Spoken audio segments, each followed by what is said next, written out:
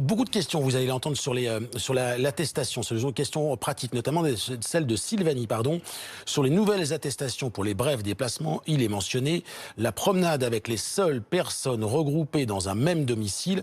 Est-ce que ça veut dire qu'on peut sortir avec son conjoint, Candice?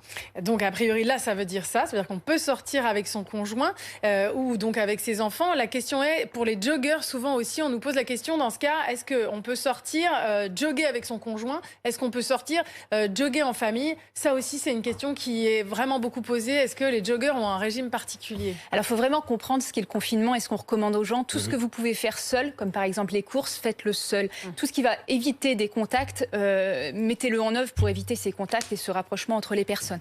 Après, la question de la promenade, bien sûr, les enfants ont besoin de s'aérer. Si un seul parent peut aller promener les enfants, c'est mieux. Après, si les deux parents sont nécessaires, allez-y avec les deux parents. On a aussi la question du vélo. Si l'enfant, pendant la promenade, veut prendre sa trottinette, son vélo, il n'y a pas de problème avec ça. Il faut aérer les enfants. C'est dans le kilomètre autour du domicile et pour 1 heure quotidienne maximum.